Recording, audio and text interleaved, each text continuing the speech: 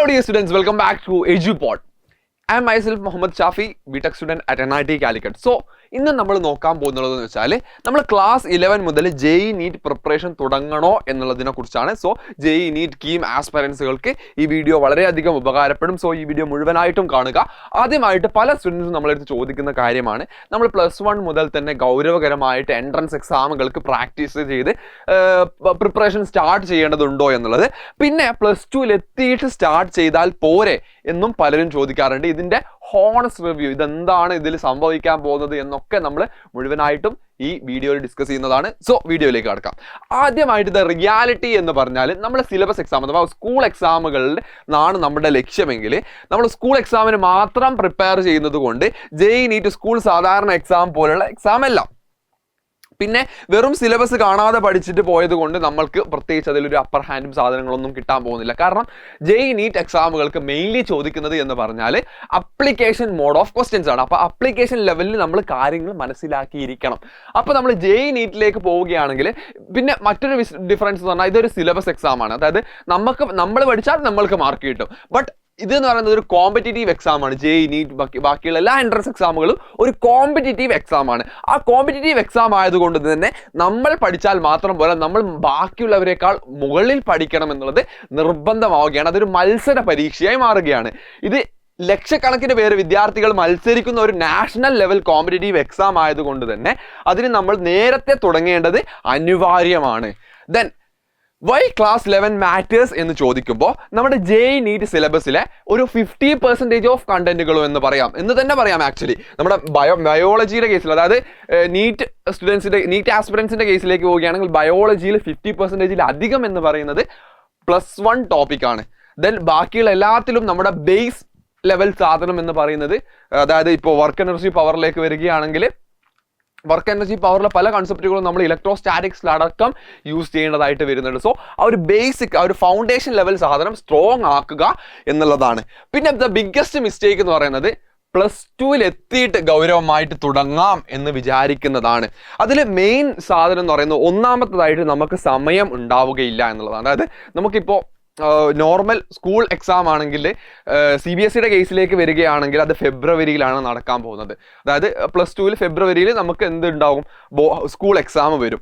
ഇനിയിപ്പോൾ അല്ലാതെ സ്റ്റേറ്റ് സിലബസുകാരുടെ കേസിലേക്ക് വരികയാണെങ്കിൽ അവർക്ക് ജാനുവരിയിൽ തന്നെ പ്രാക്ടിക്കൽ എക്സാം സാധനങ്ങളൊക്കെ സ്റ്റാർട്ട് ചെയ്യും. അപ്പം നമുക്ക് ആ ഒരു പ്രിപ്പറേഷൻ്റെ ഒരുപാട് സമയമാണ് ആക്ച്വലി എന്ത് ചെയ്യുന്നത്, നഷ്ടപ്പെടാൻ പോകുന്നുള്ളത്.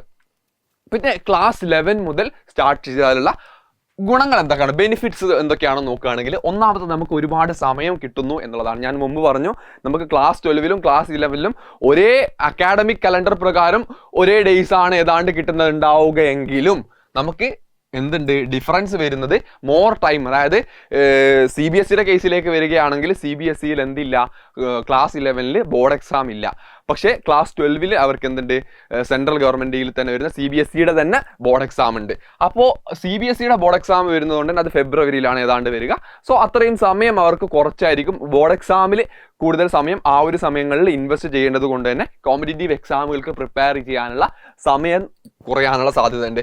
പിന്നെ ഭയങ്കര പ്രഷർ കുറവായിരിക്കും. അതായത് എക്സാം അടുത്തല്ലോ അല്ലെങ്കിൽ എക്സാം ഇതായല്ലോ എന്നുള്ളൊരു പേടിയും സാധനങ്ങളൊന്നും ഉണ്ടാവില്ല. ഏതാണ്ട് ഇനിയും മാസങ്ങളുണ്ട്. സോ എനിക്ക് കയറി വരാൻ പറ്റും എന്നുള്ളൊരു തോട്ട് വരും. ഇനി പഠിച്ചാലും നമുക്ക് കൊണ്ട് ക്രാക്ക് ചെയ്യാൻ പറ്റുന്നതേ ഉള്ളൂ എന്നുള്ളൊരു തോന്നൽ വരും.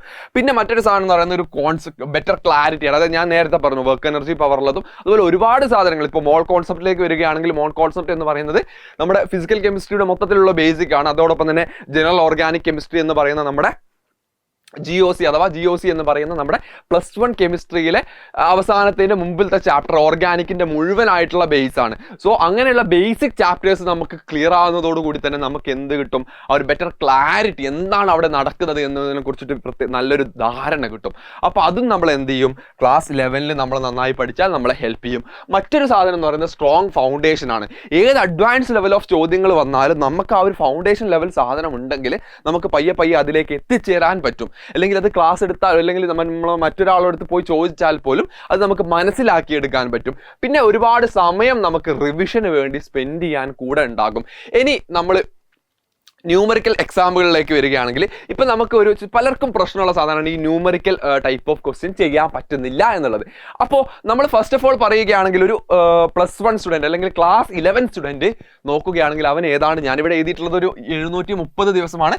സോ ഇഫക്റ്റീവ്ലി 730-700 താഴെ ദിവസങ്ങൾ മാത്രമേ കിട്ടുന്നുണ്ടാവുള്ളൂ. കാരണം ബാക്കിയുള്ള എക്സാമുകൾക്കും ബാക്കിയുള്ള ദിവസങ്ങൾ എക്സാമുകൾക്കും മറ്റുമൊക്കെ ആയിട്ട് അവൻ ചെലവഴിക്കേണ്ടതുണ്ടാകും. പിന്നെ മറ്റൊരു കാര്യം എന്ന് പറയുന്നത് നമ്മൾ +2 അഥവാ ക്ലാസ് 12 നമ്മൾ സ്റ്റാർട്ട് ചെയ്യുകയാണെങ്കിൽ നമുക്ക് 365 താഴെ ദിവസങ്ങൾ മാത്രമേ ലഭിക്കുന്നുള്ളൂ എന്നുള്ളതാണ് യാഥാർത്ഥ്യം.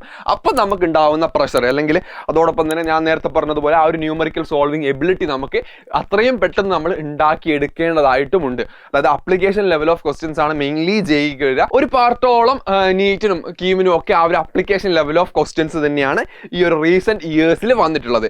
അപ്പോൾ ആ ഒരു അഡ്വാൻറ്റേജ് നമുക്ക് കിട്ടണമെങ്കിൽ, ആ ഒരു സാധനങ്ങൾ നമുക്ക് കിട്ടണമെങ്കിൽ കൂടുതൽ പരിശീലനം ലഭിക്കുകയും അതോടൊപ്പം തന്നെ കൂടുതലായിട്ട് നമ്മൾ പ്രാക്ടീസ്ഡ് ആവുകയും വേണ്ടത് അനിവാര്യമാണ്. ഇനി വാട്ട് ഷുഡ് ക്ലാസ് 11 സ്റ്റുഡൻറ്റ് എന്താണ് ചെയ്യേണ്ടത് എന്ന് ചോദിച്ചാൽ ആദ്യമായിട്ട് പറയാനുള്ളത് NCERT കംപ്ലീറ്റ് ആയിട്ട് പഠിക്കുക. NCERTയിലെ ഓരോ നുക്കും കോർണറും ഇപ്പോൾ നീറ്റുകാരുടെ കേസിലേക്ക്, നീറ്റ് സ്റ്റുഡൻസിൻ്റെ, നീറ്റ് ആസ്പിറൻസിൻ്റെ കേസിലേക്ക് വരികയാണെങ്കിൽ അവർ ബയോളജിയിലും കെമിസ്ട്രിയിലും NCERT നുക്ക് ആൻഡ് കോർണറുകളും അറിഞ്ഞിരിക്കുക. ഇനി എഞ്ചിനീയറിംഗ് ആസ്പിറൻസ് അഥവാ JEE ആസ്പിറൻസിൻ്റെ കേസിലേക്ക് വരികയാണെങ്കിൽ അവർ കെമിസ്ട്രിയിലെ NCERTയുടെ ഓരോ നുക്കും കോർണറും അറിഞ്ഞിരിക്കുക എന്നതാണ്. NCERTയിലെ എല്ലാ കോൺസെപ്റ്റുകളും എല്ലാ 3 വിഷയങ്ങളിലും നിങ്ങൾ കംപ്ലീറ്റ്ലി മനസ്സിലാക്കിയിരിക്കണം എന്നുള്ളതാണ് ഒന്നാമത്തെ പോയിന്റ്. ദെൻ രണ്ടാമത്തെ പോയിന്റ് എന്ന് പറഞ്ഞാൽ എല്ലാ ദിവസവും പ്രാക്ടീസ് ചെയ്യുക എന്നുള്ളത് ഒരു ഹാബിറ്റ് ആക്കി മാറ്റുക. ഡെയിലി പ്രാക്ടീസ് ചെയ്യുക. ദെൻ മൂന്നാമത്തത് എന്ന് പറയുന്നത് ബേസിക് പ്രോബ്ലം സോൾവിങ്. അതായത് ഒരു ഇനീഷ്യൽ സ്റ്റേജിൽ നമുക്ക് ഒരുപാട് പ്രോബ്ലം ചെയ്യാൻ പറ്റുമെന്ന് വെച്ചാൽ ഒബ്വിയസ്ലി നമുക്ക് അങ്ങനെ ഒരുപാട് പ്രോബ്ലംസ് ചെയ്യാൻ പറ്റില്ലെങ്കിലും ബേസിക് ലെവൽ ഓഫ് പ്രോബ്ലംസ് ഒക്കെ സോൾവ് ചെയ്ത് പയ്യെ സ്റ്റെപ്പ് ബൈ സ്റ്റെപ്പ് ആയിട്ടുള്ള ഗ്രോത്തിന് ഫോക്കസ് ചെയ്യുക. പിന്നെ മറ്റൊന്ന് പറഞ്ഞാൽ റെഗുലറായിട്ട് നമ്മൾ ആ ഒരു എടുക്കുന്ന എഫേർട്ട് റെഗുലറായിട്ട് തന്നെ മെയിൻറ്റെയിൻ ചെയ്യുക. അതോടൊപ്പം തന്നെ റിവിഷനും അതോടൊപ്പം തന്നെ കൊണ്ടുപോവുക. പിന്നെ എന്തൊക്കെ ചെയ്യാൻ പാടില്ല എന്ന് പറയുന്നതാണെങ്കിൽ ഫസ്റ്റ് ഓഫ് ഓൾ നിങ്ങൾ മനസ്സിലാക്കേണ്ട കാര്യം എന്ന് പറഞ്ഞാൽ പല സ്റ്റുഡൻസും ചെയ്യുന്ന കാര്യമാണ് 10 റെഫറൻസ് ബുക്ക്. ഒരു ഇതിന് തന്നെ ഒരു ഇപ്പോൾ കെമിസ്ട്രി +1 കെമിസ്ട്രിയിലേക്ക് വരികയാണെങ്കിൽ അതിനൊരു 10 റെഫറൻസ് ബുക്ക് എടുക്കുക എന്നുള്ളത്. നമ്മൾ മെയിൻലി നോക്കേണ്ട കാര്യം എന്ന് പറയുന്നത് ഒന്നാമത്തതായിട്ട് ഏതാണോ നമ്മൾ ആസ്പയർ ചെയ്യുന്ന എക്സാം, ആ എക്സാമിൻ്റെ PYQ നമ്മൾ എന്തായാലും ചെയ്തിരിക്കണം. മറ്റൊന്ന് ഏതെങ്കിലും 1-2 റെഫറൻസ് ബുക്കുകളിൽ മാക്സിമം ചുരുക്കാൻ ശ്രമിക്കുക.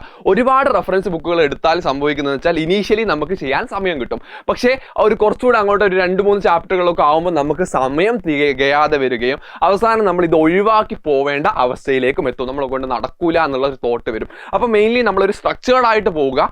ഇനീഷ്യൽ സ്റ്റേജിൽ തന്നെ അത് സ്റ്റാർട്ട് ചെയ്യാൻ ശ്രമിക്കുക. പിന്നെ മറ്റൊന്ന് തുടക്കത്തിലെ റാങ്കിനെ ഭയപ്പെട്ട് സ്ട്രെസ് ആവുക എന്നുള്ള സാധനമാണ്. അതായത് എനിക്ക് കിട്ടുമോ എനിക്ക് കിട്ടൂലേ ആ രീതിക്ക് ഇങ്ങനെ ആലോചിച്ചുകൊണ്ട് ഇങ്ങനെ സ്റ്റാർട്ടിങ് സ്റ്റേജിൽ തന്നെ ഇരിക്കുക എന്നുള്ള. നമ്മൾ നോക്കേണ്ട കാര്യം എന്ന് പറഞ്ഞാൽ നമ്മളെ കൊണ്ട് മാക്സിമം എടുക്കാൻ പറ്റുന്ന എഫേർട്ട് നമ്മൾ എടുക്കുക. അതിൻ്റെ റിസൾട്ട് വന്നോളും എന്നുള്ള ആ ഒരു പ്രോസസ് ഓറിയന്റഡ് ആയിട്ട് തന്നെ മുമ്പോട്ട് നീങ്ങുക എന്നുള്ളതാണ്. പിന്നെ തുടക്കത്തിലെ ഒരു 10 മണിക്കൂർ അല്ലെങ്കിൽ 10-12 മണിക്കൂർ തന്നെ സ്റ്റാർട്ടിങ്ങിലേ പഠിക്കുക. ഞാനിത് പഠിക്കുന്നു എന്ന് പറഞ്ഞിട്ട് ഫസ്റ്റ് ദിവസം തന്നെ ഇരിക്കുക. ബട്ട് പിന്നെ എന്ത് ചെയ്യുക, ആ ഒരു റെഗുലർ കൺസിസ്റ്റൻസിനെ അത് ബാധിക്കും. അതായത് നമ്മൾ ഇനീഷ്യൽ ഇപ്പോൾ ഒരു പക്ഷേ നിങ്ങളൊരു വെക്കേഷനൊക്കെ കഴിഞ്ഞ് വന്ന ആൾക്കാരായിരിക്കും. അപ്പോൾ നിങ്ങൾക്ക് പയ്യെ നിങ്ങളൊരു സ്റ്റഡി മോഡിലേക്ക് വരുന്നതായിരിക്കും. അപ്പോൾ ഒരു 2 ദിവസം ഒരു 2 മണിക്കൂർ 4 മണിക്കൂർ അങ്ങനെ 4 മണിക്കൂറൊന്നും പിന്നെ അത് 8 മണിക്കൂറാക്കി 8 മണിക്കൂറിൽ നിന്ന് അത് 10 മണിക്കൂറാക്കി അങ്ങനെ പയ്യെ ഇത് സ്റ്റഡി ഹാബിറ്റ് ലേണിംഗ് ഹാബിറ്റ് നിങ്ങൾ കൊണ്ടുവരിക. പയ്യെ അതൊരു ഹാബിറ്റ് ആക്കി മാറ്റുക 10 മണിക്കൂർ എന്നൊക്കെ പഠിക്കുന്നത്. പിന്നെ മറ്റു പല കുട്ടികളെയും വെച്ച് നിങ്ങളെ കമ്പയർ ചെയ്യുക എന്നുള്ളതാണ് മറ്റൊരു തെറ്റ് എന്ന് പറയുന്നത്.